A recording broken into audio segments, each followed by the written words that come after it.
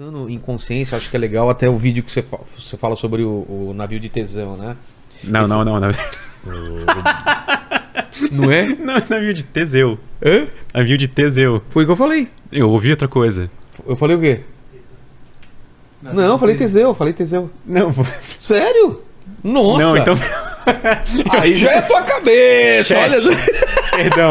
Mas eu acho que é. O navio de Tesão, vamos lá. É. Mas o navio de Tesão, porque você fala assim, o que é consciência? Tá, isso é importante quando você fala assim, vamos separar quem é o Vilela, quem é o Pedro, pra tentar transformar ele. O corpo dele tá morrendo, vamos transferir essa consciência pra outro lugar, pra uma máquina. Mas como vai transferir? São suas memórias?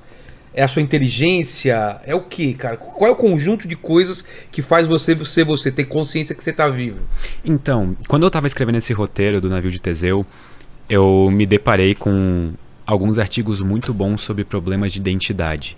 Ah, é? E isso é uma pergunta muito difícil, peculiarmente difícil de responder, porque a gente não tem uma boa definição de o que faz o Vilela e o que faz o Pedro Loz.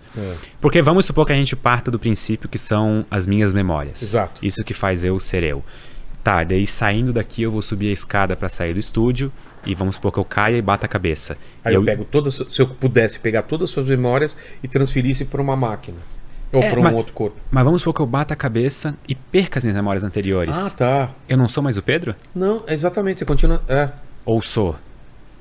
Continua sendo. Tipo assim, as duas respostas são válidas pra alguns princípios, sabe? Não, Tipo, você continua sendo. Mas pode responder que não, porque se tu assumiu que só minhas memórias que fazem quem eu sou Tá baseado então, nas memórias, aí você já não é. Ou então, vamos supor que o que faz a minha identidade é o meu conjunto Tem gente de que pega um átomos. pedaço do cérebro e vira outra coisa, deixa de gostar de umas coisas, gosta Sim. de outras, não tem? Essa pessoa é a mesma? Então. Isso, por exemplo, uma pessoa, digamos que a gente, sei lá, o nosso conjunto de átomos é o que forma a gente. Certo. Aí eu vou lá e em um acidente de trabalho eu perco minha mão. Eu não sou mais a mesma pessoa? Claro que eu sou. Pelo menos, tipo, parece que a gente tem uma noção meio inata de o que é a experiência de ser. Tipo, o que sou eu? Parece que é que todo mundo concorda numa coisa que ninguém chegou e sentou pra falar, concordando. Ninguém ainda conseguiu delimitar perfeitamente numa caixinha o que é, tipo, o ser. E eu acho que esse é o problema. Porque daí quando a gente vai falar de upload de consciência, primeiro que a gente não sabe o que é consciência ainda. Então, tá, vamos imaginar que a gente sabe, descobrimos isso, tudo bem. Se eu fizer um upload da minha consciência para uma máquina, ou alguma coisa do tipo, vai ser eu ainda na máquina? Ou vai ser só minha consciência? Será que isso vai funcionar? Como que é a logística disso, sabe? Porque tem DNA, tem cérebro, tem sangue. Será que tudo a consciência é a soma de tudo? Não dá pra saber. Vamos supor que aí vamos supor que eu assuma uma postura meio fisicalista. Que é basicamente o que gera a minha consciência é a posição dos átomos específicos no meu cérebro e como eles estão organizados. Se existe consciência, ela está dentro da organização da estrutura do meu cérebro. É ali que forma a consciência. Bom, se eu assumo essa postura, então vamos supor que um dia eu tivesse tecnologia suficiente para escanear o teu corpo precisamente no nível atômico e eu fizesse uma réplica exata do teu corpo, com todos os átomos organizados certinho. O Grande Truque lá, você assistiu o filme? É muito bom esse filme. Tá. Instantaneamente, desaparece ele tu aqui teria consciência. e faz uma cópia dele aqui, né? No Star Trek também tem uma versão disso. Tem um episódio em que eles fazem um teletransporte, que é uma máquina de teletransporte, basicamente é uma máquina de suicídio, né? Exato, cara.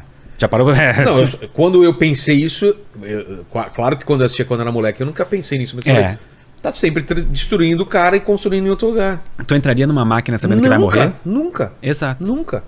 E eu acho que todo mundo olha os filmes que tem máquinas de teletransporte e a pessoa fica tipo... Pô, eu queria.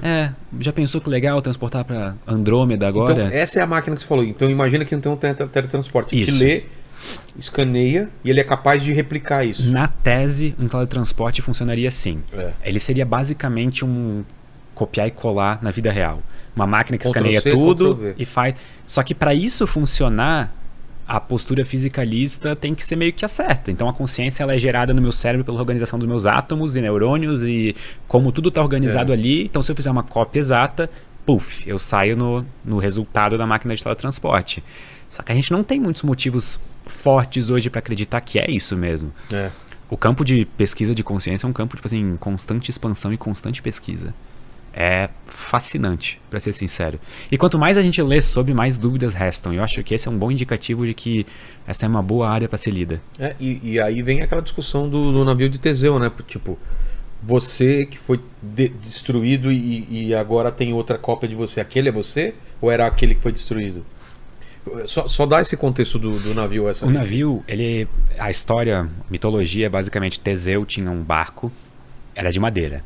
E ele deixava parado num cais. E de vez em quando dava uma tempestade e quebrava uma madeira. Ele pegava, tirava a madeira quebrada, botava uma nova. E ele guardava a madeira antiga, ele não jogou fora ela. Aí veio outra tempestade, quebrou 2 tábuas. Ele vai lá, troca as 2, guarda elas e coloca outras 2 novas no lugar. E ele vai fazendo isso sucessivamente até que efetivamente o barco dele é novo. Tudo tábua nova. Só que ele guardou todas as antigas. E ele organiza elas exatamente no padrão que o barco antigo era. Então, qual dos 2 barcos é o navio original do Teseu? Exato. Então, para responder... 2 são ou nenhum é? Para responder essa pergunta depende do que tu considera identidade. Depende do que tu não considera... Não tem uma resposta certa, então, para isso? No caso do navio? Até onde eu saiba, não. Então... Isso é tipo... Assim, é como se existissem várias respostas e dependendo da resposta que tu escolhe para esse problema, tu vai estar assumindo uma postura de o que é identidade nesse caso, sabe? Nesse... Porque à primeira vista, você vai falando, quando troca uma madeira ou outra, ainda não é o navio de Teseu. Agora trocou tudo e é uma réplica perfeita, ainda é. E aquele que você... Aquelas peças, quando são poucas peças, fala ainda não é. Mas quando constrói com todas as peças, aí você é inclinado a falar, não, esse é o navio de Teseu. Mas também a resposta não pode estar certa ou errada. Eu acho que os 2 navios são navio de Teseu. É? É, e agora ele pode vender um como seminovo. Pronto. Entendi. Faz sentido. Mestres do capitalismo. Exatamente. Mas essas questões me deixam muito maluco, assim, porque são essas coisas que me movem mesmo. E daí que vem um questionamento muito maior, que é entre a fé, entre a existência, entre o que eram as coisas antes, né? Porque um animal, um cachorro, ele tem consciência, até onde que vai a consciência dele, né? Se eu não me engano, a diferença principal entre a maior parte dos outros animais e seres humanos é a questão da senciência. Se eu não me engano. É. E, por favor, tomem isso não como verdade absoluta, porque eu posso estar bem enganado aqui.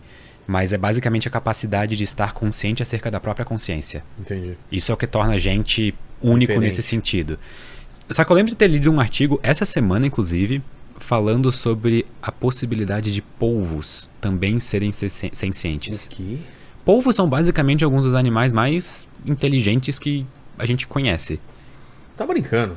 Sabe aquele negócio assim que todo filme de alienígena, geralmente os alienígenas têm forma de polvo? É. Tem uma razão por isso. É por isso que o Lovecraft, a chegada, né? Eu não sei se era por isso, mas... Mas a chegada é aquele... A chegada são os octópodes, né? São. E o que eles têm de... Qual que é o lance deles? Eles são extremamente inteligentes. Assim, se tu coloca, por exemplo, polvos dentro de jarras, eles conseguem abrir a jarra por dentro.